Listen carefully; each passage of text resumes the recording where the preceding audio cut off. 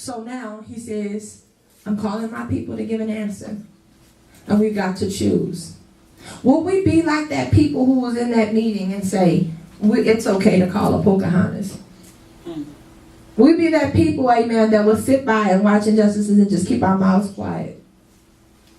Because true enough, what we call persecution in the United States is not persecution right now. People, amen, in certain countries are being beheaded for having a Bible. Yes. Whipped in the streets. And so we get offended, amen, when our families talk about us because we go to church too often. We get offended because, amen, somebody writes a Facebook status. That's not persecution. No, it's not. But watch. Real persecution is about to really start in the U.S. That's a truthful word, on-time word. Even through this administration, real persecution is about to happen. And ironically, it was evangelicals that pushed the agenda. Yes, it was. God don't lie. Because we pushed, not because we wanted to see one thing that was done right. It's because our contempt for other races was so strong.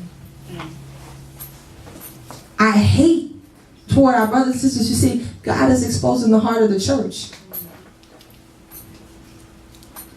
in such a way that we're going to have to come back and cry and say, Lord, I'm just sorry. We're sorry as a church. And what I believe, amen, is going to happen in this house is that God is going to raise us to be a beacon of light. Thank you, Lord. Because we've got to give an answer. Now, I know that might not be the word, amen, that somebody came and thought they were going to hear today. But it's an on-time word. I will not, amen, try to trick you into a hype message when God is saying right now, sound the alarm. And let them know what's really happening. Read. Study. How many of you can honestly say when you leave church on Sundays, the scripture that we go over, whether it's Sundays or Tuesdays, you go back and actually read it?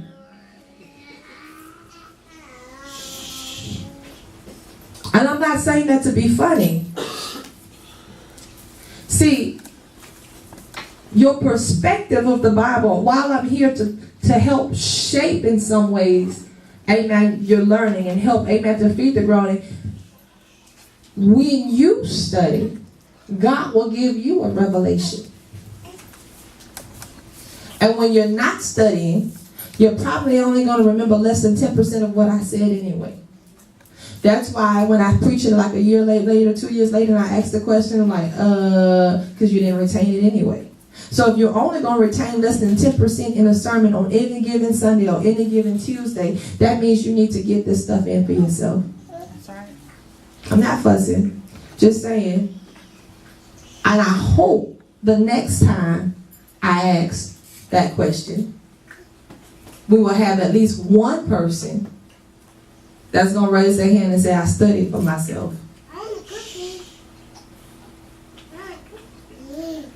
Without looking down, what book are we in? Praise the Lord. Hallelujah. We're going on the positive notes. Let's stand.